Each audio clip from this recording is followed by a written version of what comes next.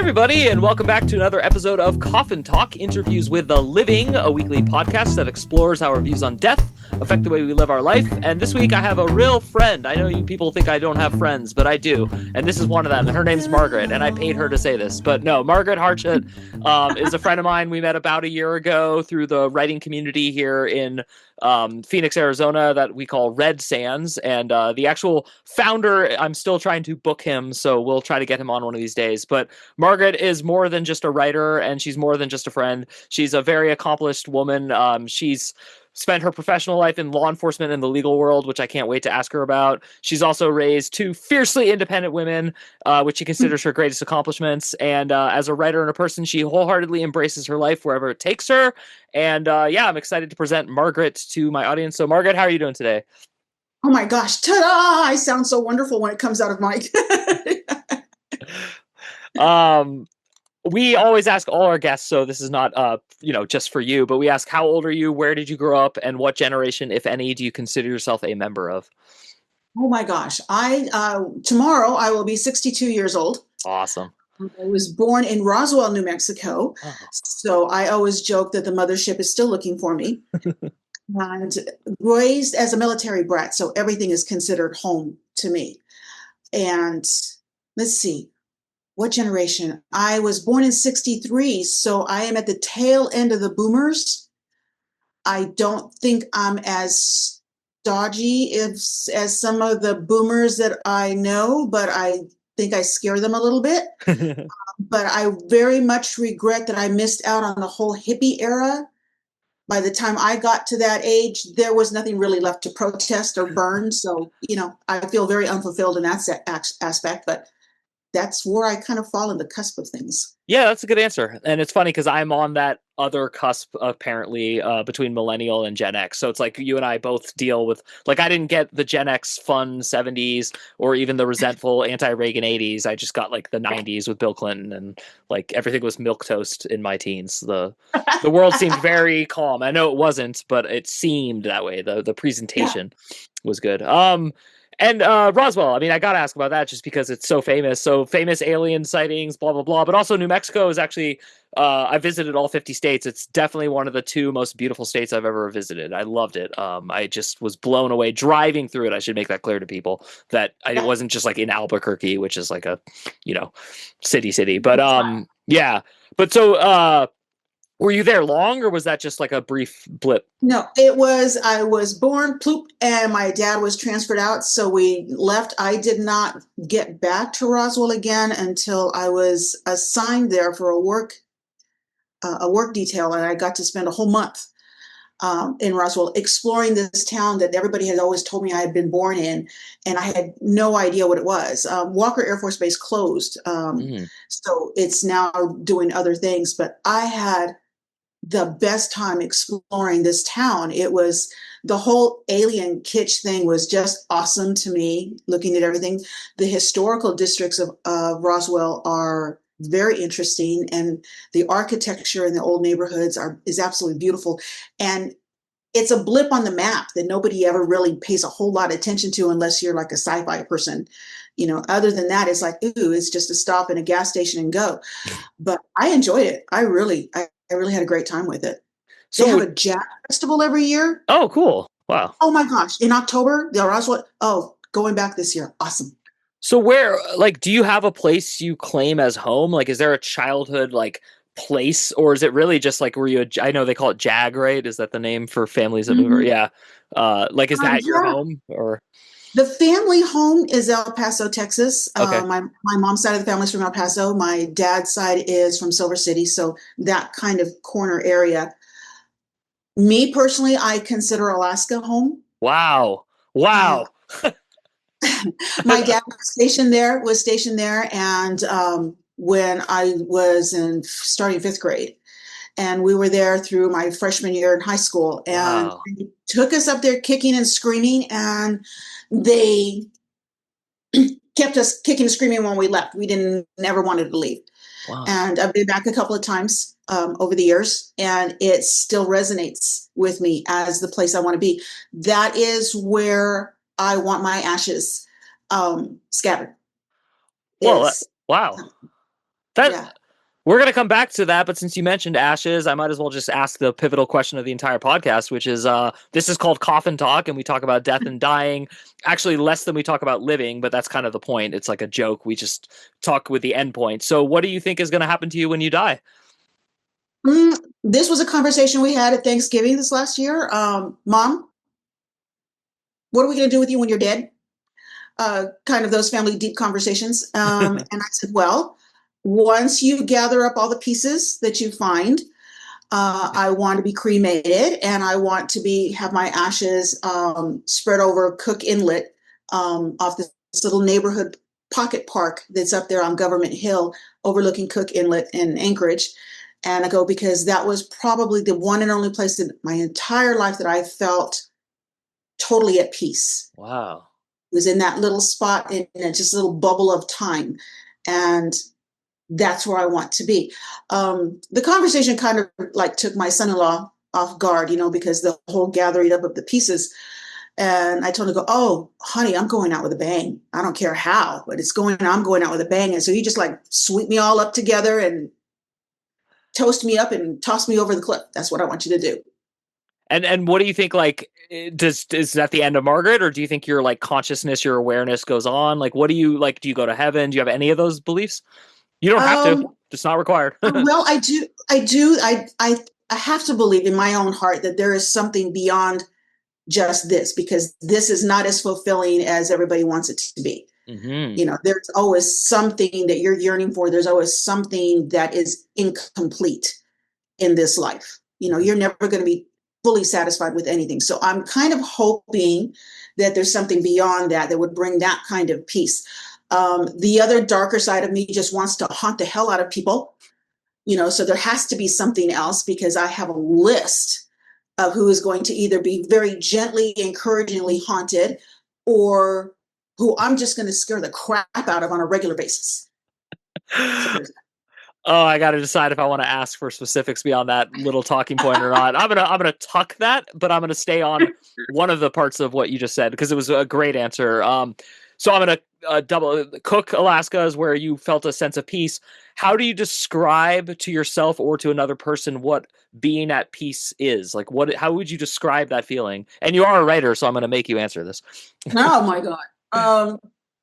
When my head stops spinning. Okay. When I come to a period of time where my head is not constantly with 100 different tabs open and thinking what I'm going to do next, thinking what I have to do next, thinking what I should have done yesterday, thinking what I shouldn't have said to so-and-so. Maybe I should have said this to so-and-so instead.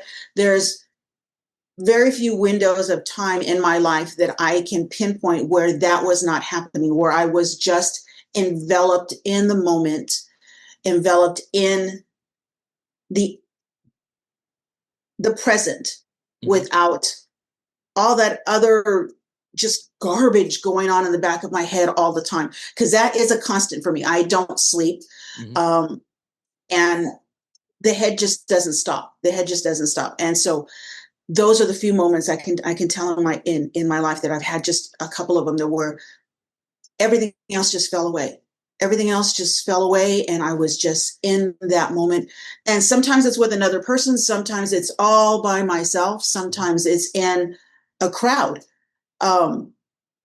Like one time in Hawaii, we hiked up to the waterfalls in Hawaii. And of course, it's a tourist thing. There's always tourists around everywhere.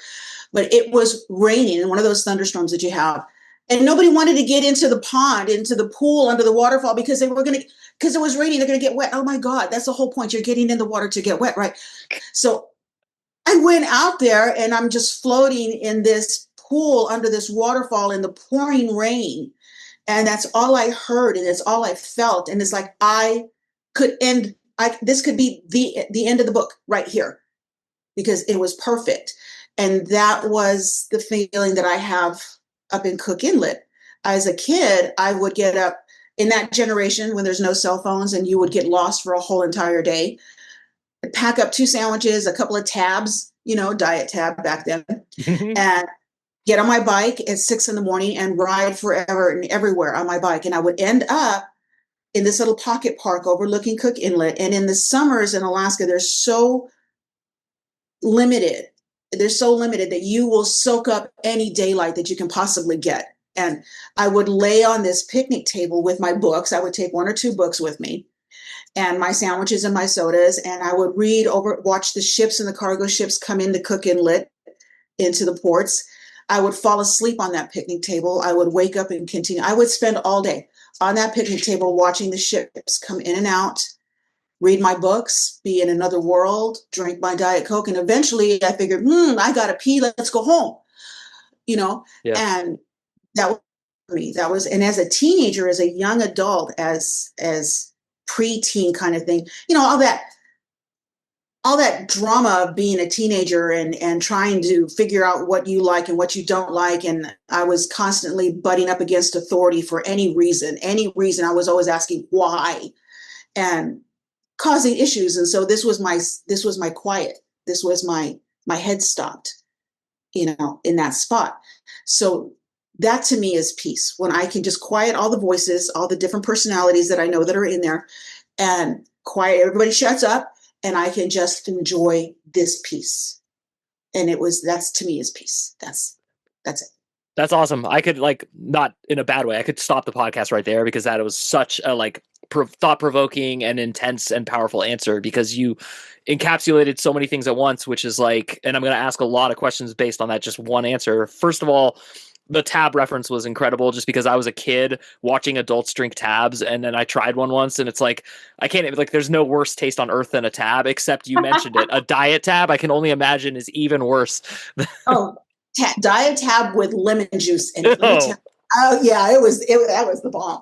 And that's such a 80s, that's I can just pinpoint this. You were born in what, 68, 69, 63. I was born in 63. Or sorry, yeah, sorry. So but you were coming of age in that 70s, 80s, that paradigm is just so fascinating to me, because healthy was a can of tab, that was a health drink back then. Oh yeah, on the way to school, it was a can of tab and a Hershey bar, and the bell bottoms that started above your knees and flared all the way down, and it's Alaska, and I refuse to wear a coat because cool kids don't wear coats. Yeah. That kind of thing. So yeah, that whole thing, it was awesome. I loved it.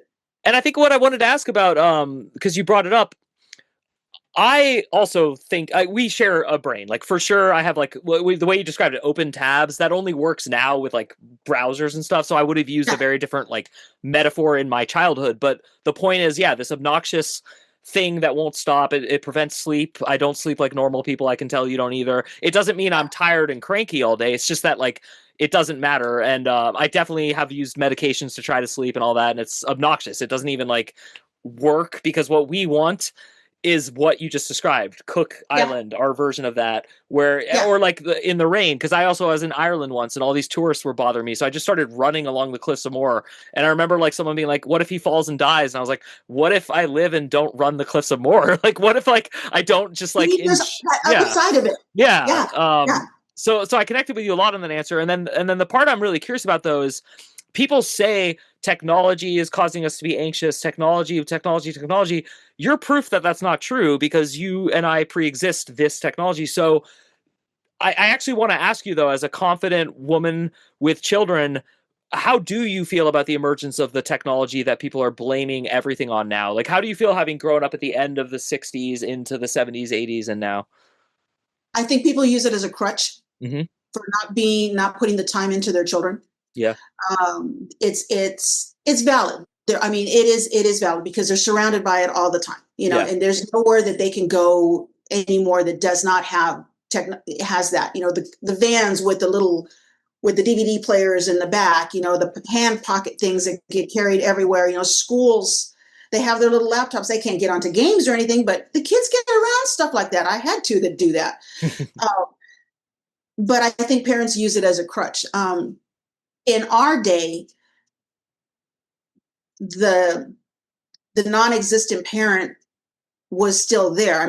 My dad worked, and so he was the provider. And if I saw him, great. He was either TDY or someplace else. So he was that dad. My mom maintaining a household, but also get outside and go play, go do something. go do something and don't come back in until I'm ready, until Yeah. you're that kind of thing. So really, was she involved?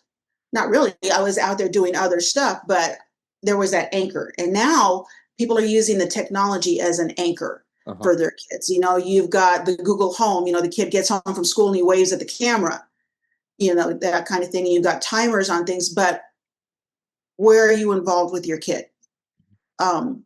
It's daunting to walk up to a teenager who's hooked up to their video games and they're playing this game and demand their attention. Mm. It's daunting. I feel that with my grandson. My daughters are not gamers. Heather was tortured as a child and a teenager because I wouldn't let her have video games in the house. I'm like, you can do that at your dad's. You're not going to do that with me. You're going to read. And she hated reading. Joshua is connected to his games. And I know when I go into his room, it's an exercise in confidence to pull him away from that video game. Wow. It's like, Josh, get over here and give your grandmother a hug, please. I go, put those things down. And he'll do it. He will do it and he'll engage and he'll come out and engage. But you have to make him do it. And a lot of people nowadays are either scared of their children, Mm-hmm. They're going to hurt their feelings or they're going to make them mad or somebody's going to call the cops on me because I yelled at my kid in the middle of, Walmart Mm-hmm. or something, right? So they're scared of their children or they just don't, their lives are so busy at themselves, they don't want to put the effort into it. The kid's fine. The kid's, I know where he's at. He's eaten. He's fine. He's fed. He's got a roof over his head. His homework is done. That's all I need to do. And it's not. Mm-hmm. And it's not. And so accountability is left to the technology. Wow. Yeah, that's an incredible answer. And this seems to be disconnected, but for me, it's very connected. I've never asked this. I'm almost embarrassed, but I know you're going to give me a great answer. So I'm prefacing this with only on the comfort level I have with you, Margaret. Am I going to ask a woman this? What was childbirth like for you? Specifically childbirth, not being pregnant. I'm talking like stages 2 and 3 of childbirth. Was it like spiritual? Was it like Cook Island in its own weird way? Or was it like the opposite? Like, because that is the most technology devoid moment in any human's life, no matter where you grew up and when. So and I'll never experience it. That's why I'm asking. True. And I had both spectrums of childbirth. When I had Heather, I was 20 and I was bound and determined that we're going to do this naturally. Wow. Okay. Cool. Because, that kind of thing. And I did. And not because halfway through it, I decided I was going to be that hero mom. Halfway through it, I decided, no, give me the drugs. And the doctor said, no, it's too late now. Yeah. Okay. So I was that hero mom by default. And as soon as I had her, because halfway, 3/4 of the way through the whole thing, I decided I'm not doing this anymore. I'm tired. I'm exhausted. This hurts. I'm done. I'm not doing it. And my doctor was like, oh, no, you're going to get off. You do this. Right. And so I have this kid. And the moment I had her, the exact moment I had her, everything fell away. There was no pain left. There was no memory of that. I knew I was sore. I knew I hurt. I knew I was tired. I did not care in the least. I was warm and wrapped up in that. And they could have played back to me everything that had happened. And I would not have believed it was me because I was at such peace with that. And that was my Heather Renee. And she was born wide awake and she was born very angry. She was very upset, very upset to be born. And she still has that fighter mentality. She'll fight first before she will feel any other emotion. Lydia, I had her when I was 40. And that was a totally different story. I was considered one of those high risk pregnancies because, older women, having babies, ew. My wife is so offended. Yeah. Oh, it is. No, yeah. Heather was 19 when I told her I was pregnant with Lydia, and she had this look on her face and go, yes, honey, old people still do those kinds of things. And so I went through the whole, and it was an absolute, the whole pregnancy and stuff. And so we're supposed to have a natural childbirth, and Lydia was not having any of it. She was not positioned to where she was supposed to be. We went through all this medical rigmarole to get her to where she was supposed to be, and she decided not to do it again. So within 24 hours of the delivery, she turned into an emergency C-section. Wow. because her heart rate was dropping, my heart rate was dropping, and the doctor came to this decision and said, we need to have a conversation of who do we save. Hey everyone, if you're a fan of the show, please head over to mikeyop.com and click the subscribe button. It's the best way to support us, and it's free. That's MIKEYOPP.com. Thanks. Do we save the baby or do we save the mom? Wow. And Heather was with us. She was one of my coaches, and my husband at the time was there. And he's like, save my wife. And I was like, save my child. Wow. And Heather was hysterical, and Joe was arguing. And I looked at the doctor and I said, save the baby. And the doctor says, the mother's lucid, the mother's coherent. We will, of course, try to save both, but the mother's wishes will be honored. And so this team just rushed in. And the next thing I know, I'm full of drugs. And they rushed me off for this emergency C-section. And she was a brow presentation, which means she was pushing up against my pelvic bone. And she crushed the nerves in my left leg by doing that. We didn't realize that till the next day when I tried to stand up and I hemorrhaged and I hit the floor because I had no use of my left leg. So it took about a year, a little under a year, to learn how to walk again. Wow. Use her stroller as therapy. And but with all the medications and everything that took place and all the drama that took place in it, there was still that moment when they gave me this beautiful, beautiful trauma-ridden child who just had gone through hell and back just to be born. And it was all okay. And it was all just okay. And to this day, I can't feel the bottom of my left foot, the ball of my foot. And if I exercise a lot and I do a lot of stuff, but when I get tired, it's my left leg that bumps, or it's my left leg that's going to Charlie horse, because of the nerve damage is repaired as much as it's ever going to be. And in the quiet of the night, if my leg is Charlie horsing or something, or I couldn't bench press, I couldn't leg press as much as I wanted to or whatever, I don't care. I would do it all again. And I would, if I ended up in a wheelchair, I wouldn't care. I would do it again. That was unbelievably profound, and I'm always shocked when I get an intuitive desire to ask a question and it has nothing to do with the interview, and then ends up having everything to do with the interview, because that was about life and death, and it was incredible and heroic. And like, I love that you presented the dichotomy of like a young person's almost perfect, childbirth, and then versus the older. And my wife, when I made that joke, she wouldn't be offended by your terminology, but like we encountered the same thing, like geriatric this, geriatric that. You should be a geriatric pregnancy. Yeah, yeah. And I have a friend who said she doesn't want to get pregnant because she doesn't want to be called geriatric, which is like hilarious to me, because like you're gonna forego all these things that you and I are both, in our heads thinking about, with just like having a kid and how fun that is. Yeah. And how sucky it is just to, everyone out there who's like, wow, there's a negative side. There of course is. But back to you and back to your story. I would be remiss, as we're getting towards the end of the interview, to not even ask you about law enforcement and all that, which does connect back to a previous statement you made. So first of all, we have a lot in common. I was in a horrible car accident when I was 27, and I have permanent nerve damage in my right leg. And it just is like, I know everything you're talking about. I'm not saying the ball of the foot, but it's like when I run, like I get weird shooting pains, and then sometimes I don't feel it and it falls asleep, and just all that crap. You'll notice I get up a lot in our running group. It's because I have to get up and walk or my legs fall asleep. Notice your chair. You're very specific about your chair. Yeah, and I can't sit on certain chair. It's like, yeah. So anyway, all that's from a stupid car accident. But like you, I'm just pointing out like the endless thoughts and the body and all that. And so my last question to you is the other thing we share. It's not my last question, but my shifting gears.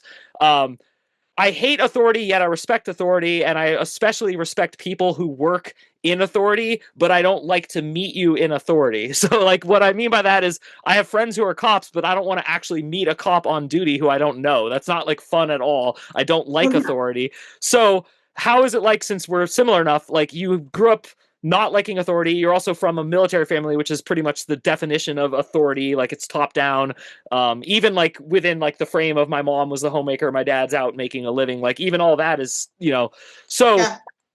Was it natural to go into law enforcement and law, or was it unnatural and everyone was surprised, like, or what, both? What was it? Well, because of my growing up military, I was not put off by a male dominated industry, a male dominated world, because that's what I lived in. And no matter where we moved, I was always usually the only girl in the neighborhood or whatever, so I was used to that. It took everybody by surprise that I fell into this career and that I loved it. I worked at a bank before I worked at the prison, and I was the secretary to the vice president of commercial lending, and it was all plush carpeting and mahogany furniture and the top of the line electronics and equipment and stuff. And then I went into iron doors and cement cinder block walls. Slow down just a little bit. Can you talk about like quitting and transitioning? Like, what was that decision? Was there something that happened in your private life? Or? It was okay. El Paso, Texas is a wonderful place to be, but their economic systems is very base. And I knew I wanted stability in a career. I wanted a career, and I wanted a job, and I wanted something that had potential to it. And so back then it was the civil service test that you took. It was a 6-hour long test. Wow. And they put you on this roster, and they sent me this little postcard saying I was invited to an interview at FCI La Tuna. I had no idea what that was. I just knew it was a government job. Wow. So I went to that, and La Tuna looks like an old mission sitting up on a hill. It looks like a Spanish mission. And I went up there and I went through the whole interviewing process. And at one point I was standing in the main hallway during open movement, and the staff member that was with me asked me, which ones are the inmates and which one are staff? And there were like 300 people running in this green and 1 or 2 in white. And I said, I'm taking it that the green are the inmates. And he's like, and what does that do for you? And in my head, I thought military, and I go, obviously I'm going to be all right, or you wouldn't put me here. You wouldn't be putting me here if something was going to happen, because that makes me a liability. And he looked at me and said, you're right. Wow. And I fell into this career and I loved it. I was good at it. Cool. It brought out parts of me that they created a monster, is what they really did. Because I love the idea that 278 men will drop in a dime when I rack a shotgun. Wow. Talk about a quote. That is such a power rush. It is for somebody who's 5'2" and sounds like Minnie Mouse on steroids. Okay, so I was good at the job, and I was good at it, and I excelled at it. And then that led into the U.S. Attorney's Office as a legal secretary. And then I fell into the legal side of it and fell in love with that. So I've been on all spectrums of the federal legal system, from the incarceration to the section where you get incarcerated. There are times where I have run across inmates that I have worked on the cases that put them there, that I was at the U.S. Attorney's Office when we convicted them. And they were looking at me like, I think I recognize you from somewhere. And I go, yeah, you do. Yeah, you do. And now I'm still in the legal field. Yeah. I'm still with the Department of Justice. And this time I'm specializing in immigration law, which is a totally different field, but it's all in the same spectrum. And I love it. Absolutely love it. That's awesome. If we had more time, I would actually get into a conversation about immigration with you. So I'm going to tab that for like a future interview, just because in this current climate, 2025, there could not possibly be a more interesting topic to talk about with an intelligent adult with your experience about. But since we're ending the interview and you just brought it up, I'm going to shelve that, but I still want to ask you a couple questions about law enforcement. I'm going to ask these questions quickly. You can answer slowly and take your time. So I'm not trying to pressure you, but I have like some rapid fire questions about justice specifically that I want to ask you. And when I say you, I mean a friend and a person with such great experience in law enforcement. So there's 2 reasons I'm asking. First of all, I am sure in your long career, you have seen justice not be served, and I'm asking it in 2 directions. I'm sure you've seen someone escape conviction when you felt like they should have been, but I'm also sure you've probably seen someone who was convicted and you felt that they were innocent or even knew they were innocent. Are the feelings different? Are they the same? How does that work for you as a human outside of your job? It takes a lot to reconcile. It takes a lot to reconcile for me, and it did in the beginning, and I still reconcile those issues. I do not believe in the death penalty, basically because I think anything involved with a human being is prone to error. and prone to bias. And so therefore that's not our call. Yes, there are heinous people out there. There are heinous people out there. I've seen them. I have worked with them. I have been in intimate contact with them, but it's not my place. That is not my place. They have to live with their own demons. And I sometimes I think that's punishment enough on some of them. I have been in a situation where I had an inmate who I honestly think he was railroaded and where he ended up. And he was probably the only inmate in 12 years in corrections that when he was released, I shook his hand and told him, please don't ever let me see you again. Wow. And because you're not allowed to touch an inmate and they're not allowed to touch you. So it was even took him off guard when I put my hand out to shake his hand. Wow. And he shook my hand. Wow. And I said, please don't ever let me see you again. There are inmates that we have released and I would run across them in town and say, take another step and I'm calling your PO and we're going to end this right now.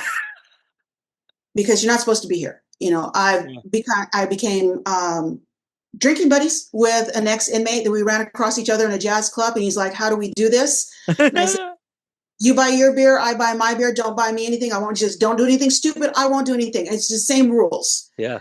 So he would tell everybody that he met me in university. That's cool. That's great. But I don't feel that the reconciliation is always going because you get to know the inmates that you have and whatever personal biases you have, you still have a function, you still have a job, you still have something that you have got to take care of. And you have to put your personal biases aside. You have to set them aside or you're not going to be doing your job right. And even now on the other side, in the judicial side of it, I look at somebody and I'm like, really? And you want bond? I don't think so. That's not happening. You know, but you can't let that get in the way of it. You can't. You've got to. And it's really difficult for me, Mike, because you know this face does not shut up. Right? So it's like it's an exercise in poker face on a lot of levels, and you can't bring it home with you because then it never stops. It never ends. So you have to make those reconciliations. Yeah, no, that was such a perfect answer. I have only one more question about law enforcement to ask you, but it's pretty deep. So, you know, again, don't feel like a rush to respond. When you mentioned the birth of your daughter and you said she came out like angry or whatever, that really resonated because my second daughter, Emily, came out wide-eyed and staring, and she still is. Like that, like it was just like I've never seen such an obvious personality, and it really rewrote my book on like nature versus nurture, because there's just like that's just her. It doesn't, neither her mother and father had yet to even remotely nurture her unless you count time in womb, but that wouldn't explain wide-eyed and staring. So with that said, do you feel like there is a criminal instinct, or do you feel like criminality is a product of like more of society and nurturing, or the lack thereof specifically? There is a criminal instinct. There is. What perpetuates that is fostered, that it is nurtured. But there is a criminal instinct. There is a criminal gene. There are those sociopaths. There are those psychopaths. There are more sociopaths walking among us than anybody really is comfortable knowing. But they have learned how to function in society. They're not necessarily evil because of how they were nurtured. But that element is still there. It could have gone either way. There's just some people that are just bad. They're just bad. And I, as an aficionado of B movies, I know it is glorified and it is exaggerated for entertainment purposes. But on a psychological level, since my degree is in psychology, there is that innate gene. And it all depends on how it is either encouraged or how it is either taught to work in a societal situation. Because you can have that element in you. Everybody's got the propensity and the capacity to kill. Everybody has it. Everybody has that limit. Mm-hmm. Everybody has that limit. And people who have children are brought to face that realization sooner than people that don't have children, because that's a natural instinct, the mama bear, the papa bear thing. Yeah. But how you learn to work within the framework of your society is what makes you above and better and beyond just that genetic instinct. Mm-hmm. So to me, it's both. It's a combination of both.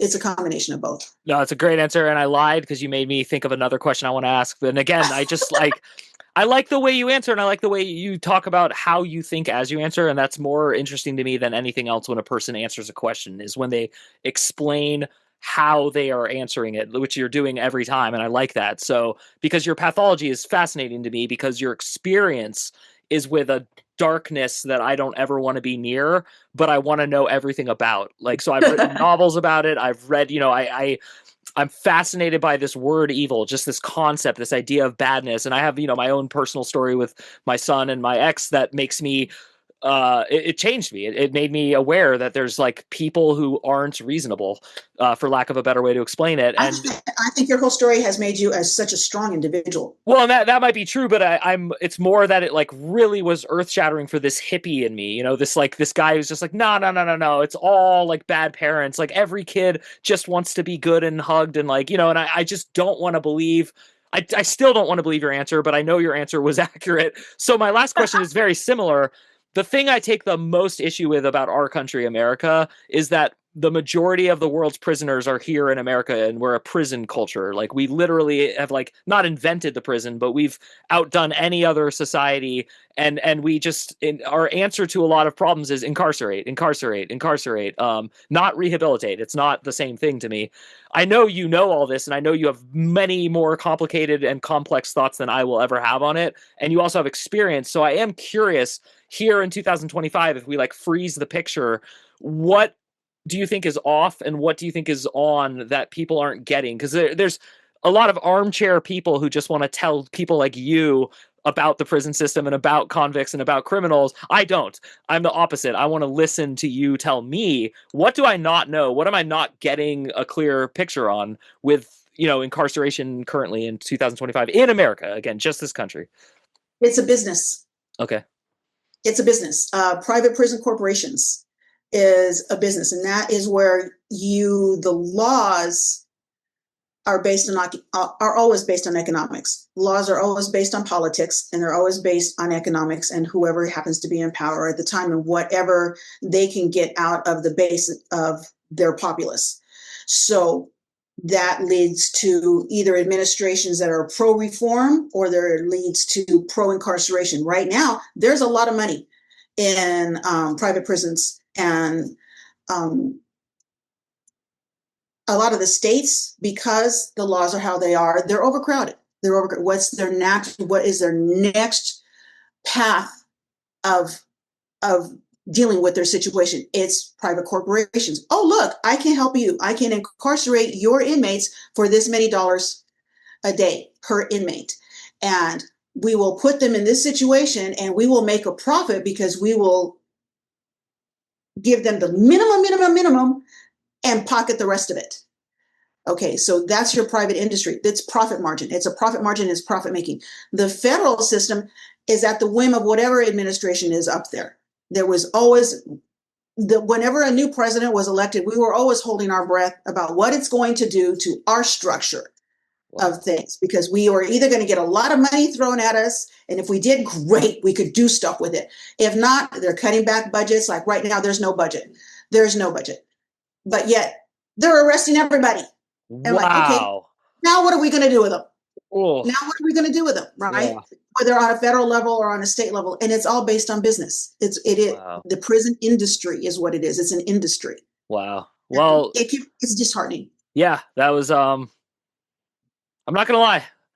I was hoping you'd give a different answer because I was looking for like a glimmer of hope, but instead you actually helped me see something even more negative than I wanted to see. But oh my God, I'm just a thing of gloom and doom. No, but there's still hope within it, because if people like you think that, and what I mean by people like you is people who are in it, that's better than people on the outside thinking that. Like, it doesn't really matter what Mike Oppenheim in Phoenix, Arizona thinks about law enforcement or prisons, but people who work in and around it, it definitely matters, because you can create effective change. Anyway, I'm going to shift gears because that was fascinating, and I'm definitely going to have to interview you a second time with more questions about this, because I am truly blown away, and you have so many interesting thoughts.